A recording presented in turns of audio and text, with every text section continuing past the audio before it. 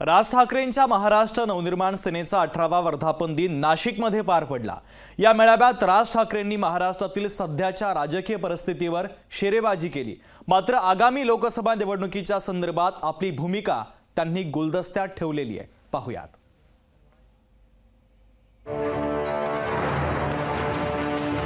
जमलेल्या माझ्या सर्व महाराष्ट्र सैनिक बांधवांनो आणि भगिनींनो,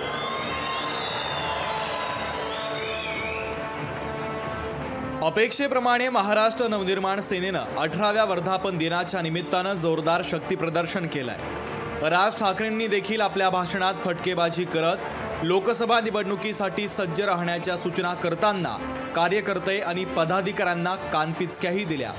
तर निवडणूक जिंकायची असेल तर सोशल मीडियाचा प्रभावी वापर करायला शिका, असा सल्लाही राज ठाकरेंनी दिलाय। तुम्ही जर पक्षाच्या नावाने जर समजा सोशल मीडियावरती जर तुमचा कंटेंट, तुमची गोष्ट जर समजा लोकांपर्यंत पाठवणार असाल, पक्ष आला कोणताही असू देत, लोक पाहत नाहीत।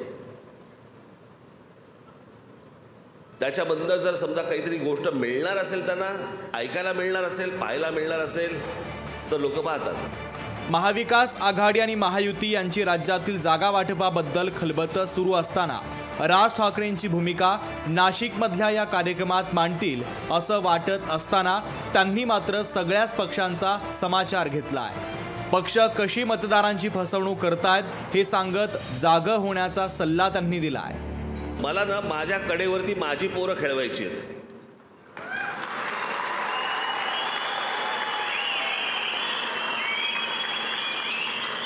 सध्या महाराष्ट्रामध्ये काय झालंय, दुसऱ्याची पोरं कडेवरती घेऊन फिरण्यामध्ये जो आनंद मिळतोय, तसलं सुख नकोय मला। माझ्यात आहे ताकद तेवढी। एवढ्यावरच न थांबता दोन्ही पवार एकत्र असल्याची शंका त्यांनी व्यक्त केली आहे। नाट्य संमेलनामध्ये 5 नगरसेवक भेटायला आले। नमस्कार साहेब, आम्ही राष्ट्रवादीचे नगरसेवक।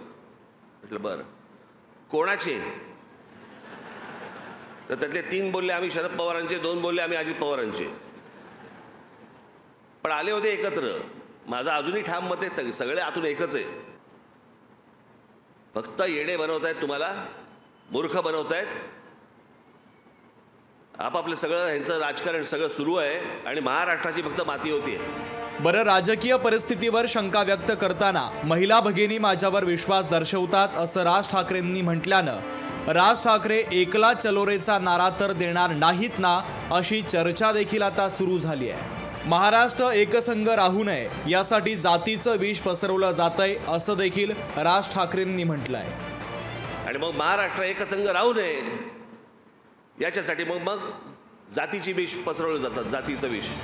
एकूणच राज ठाकरे यांनी भाजपवर केलेली टीका आणि शरद पवारांना मारलेले टोमणे पाहता राज ठाकरे हे महायुती किंवा महाविकास आघाडी यांच्यासोबत जाणार की वेगळी भूमिका मांडणार हे स्पष्ट झालं नाहीये। ब्युरो रिपोर्ट, लोकशाही मराठी।